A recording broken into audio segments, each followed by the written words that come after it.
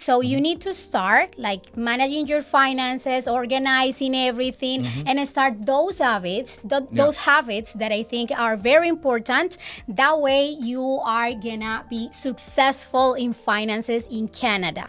Welcome to our podcast series here, TFT team. We're happy to be with you. We're excited. Pierre is out of commission.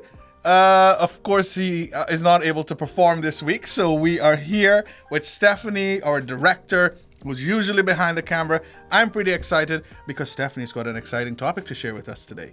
Yes, well, hello everybody. Today we are gonna talk about a topic especially for international students. Like Josh and me were international students like some months ago, and today we are gonna have like a survival tips for all of those people that are like us, like studying or here in Canada as a newcomer, okay? And trying to navigate the waters of Lake Ontario as we look to survive here as things continuously change in Canada.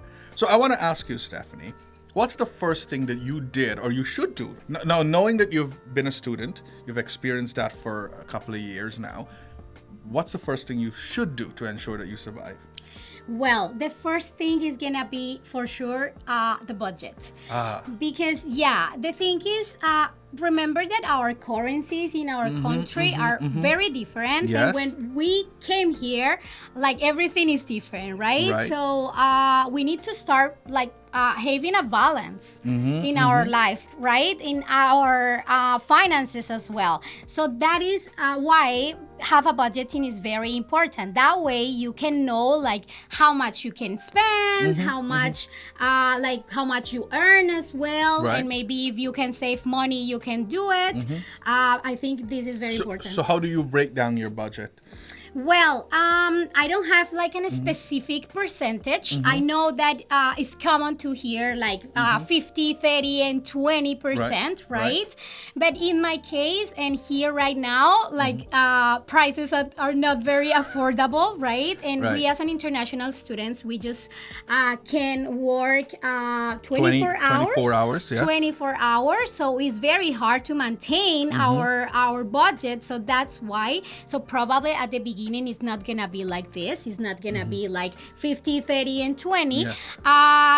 Because for sure, rent, for example, is a high amount. That's right. So if we can earn, I don't know, 1,500, and then you need to pay a rent of 1,000. So it's gonna be like how much? How many in percentage? Like 80, 70. Almost 60 to 70% of your money going towards rent. One of the things that I do with budgeting is ensure that you pay yourself first.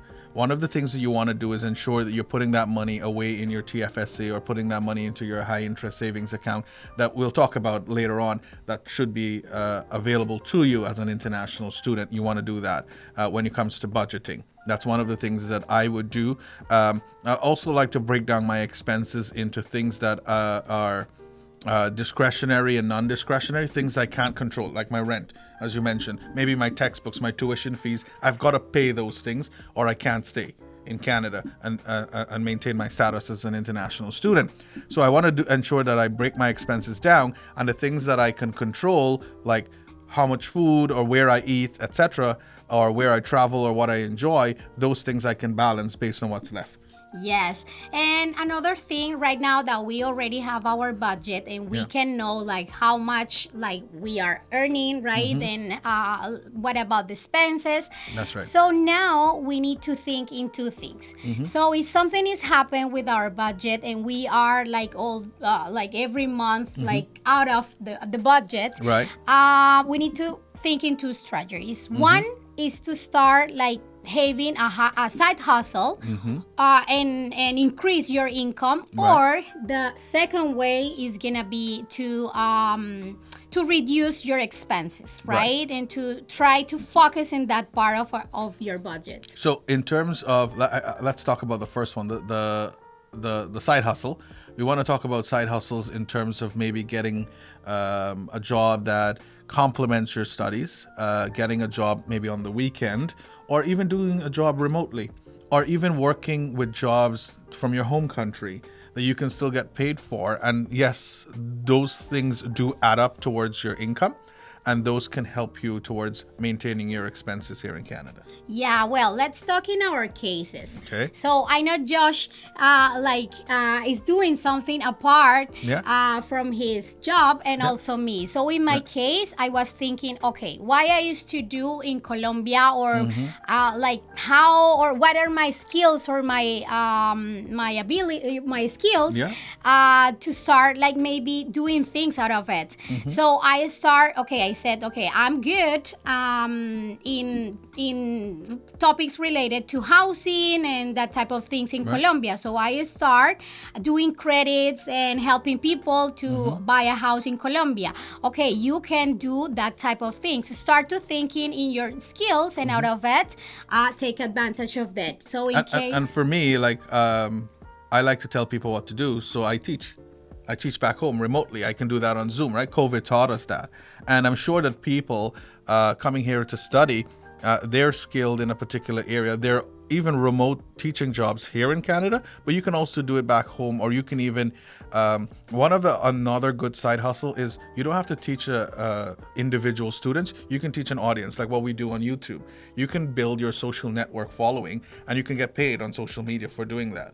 Right, so that also can be a side hustle that you take on, and there are many other jobs, remote jobs that you can take on. Yeah. Okay, now let's talk about the other side. The other side, good. And is to cut some expenses. Right. So for cutting expenses, again, you go back to what you have to pay. Your tuition, your textbooks, etc. You have to pay those.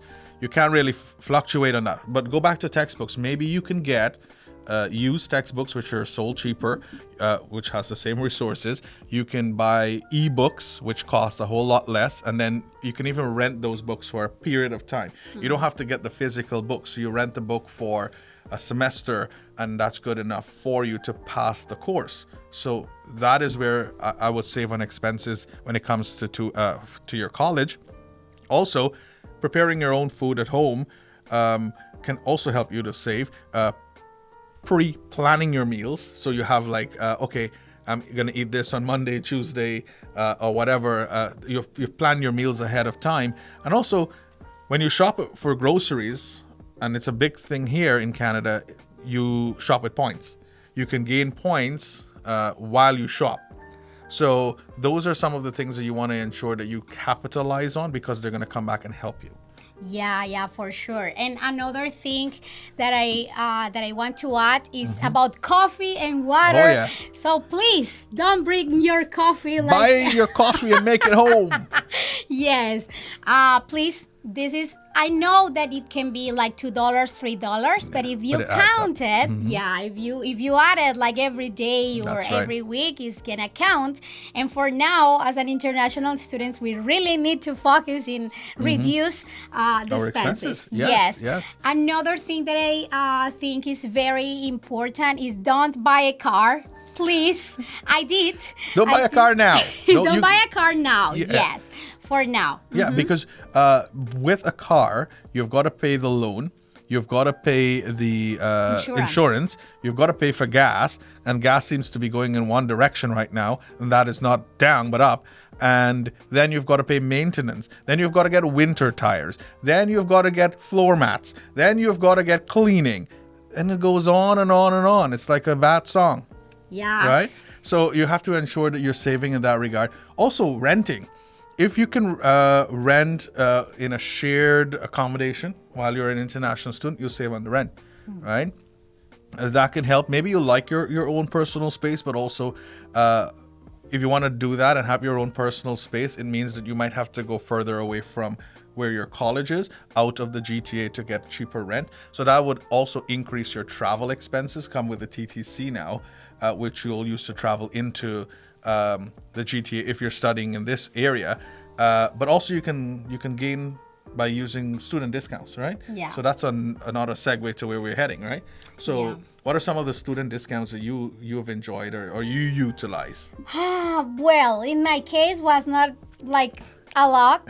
Yes, no. But I know that Apple, for example, so if you used to pay like a subscription or that type of thing, is like a type of student discounts. Right. Yeah. So that even one, restaurants, I think sometimes, we encourage you to have your own meals prepared. But if you have to buy, ensure that you're taking those student lunch options, discounts available to you. If you are eating food on campus, maybe there's a discount available to you if you show your student ID. If there are facilities like the library, well, library seems to be free, but if there are other facilities that you use on campus that you can utilize to help you, like maybe your gym membership, you want to stay fit, going to the school's gym instead of paying a subscription fee to go to an outside gym can also help you to save money. And then also, if you can walk to campus instead of using the TTC, then that's better, right? Maybe it's easier to walk in the summer and springtime. In the winter might be harder. You're running for cover like Pierre on the winter time, right?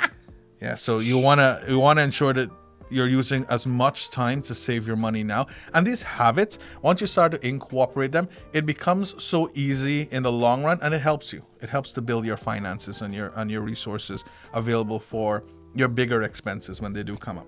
Yeah, and one of the things that I always say to my customers as well is that if you cannot manage right now, like 1,500, right? Yeah. It's gonna be difficult to manage then, like, I don't know, 5,000 or whatever you are earning, right? So you need to start like managing your finances, organizing everything, and start those habits, those habits that I think are very important. That way you are gonna be successful in finances in Canada, okay?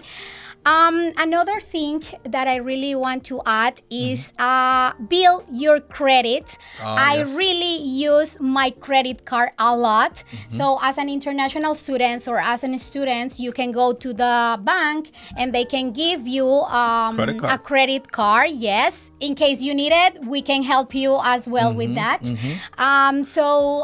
What I do, so I have my credit card and I pay everything with my credit card, and then I pay in full my card to like in 1 month. Right. So those 30 days that I have, this is gonna ensuring me that I'm saving because I put that money in my high interest savings account. So it will give you like, I don't know, $3, $4. But if you sum that in the full year, so for example, I in January I got like that was like 200 that points and rewards and cashback and that type of things from credit cards.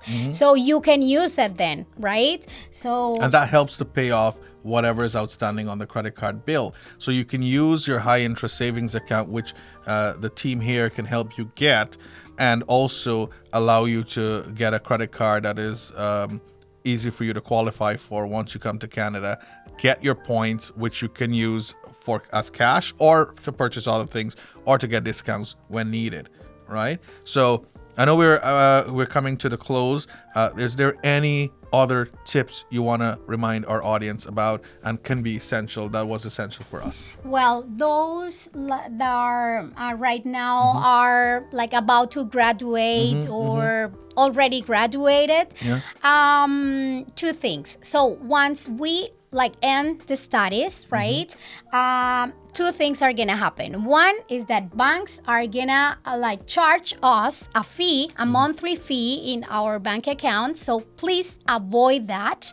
And if you need help from that, we have a good option with that we can help us with. And just let us know, write a comment, or just start like text us in Instagram. No fee. Yes. Well, and the last point here is gonna be about health insurance. So remember that in order to get your OHIP, you will need to have at least, I think it's 6 months or full-time job. Yes. So of course, like once you end, it's not possible to get it. But so that way you need to have at least cover of something, right? The coverage. Right. And so your Visitors to Canada insurance is the one that will be used to cover you in that period of time that you're looking until you qualify for OHIP, which is essential for you because life is unexpected, as we've talked about in our insurance videos. And thank you so much, Stephanie, for coming on today. I really enjoyed you being here, and I hope that you will come back sometime. And thank you so much for sharing today. You made it. You made it. You're natural in front of the camera. And unlike Pierre, who flusters and gets all antsy here in front of the camera, you've done well. Thank you for coming on today. See you then. All right. Like, subscribe, share, and of course, we'll catch you on the next one. Bye-bye for now.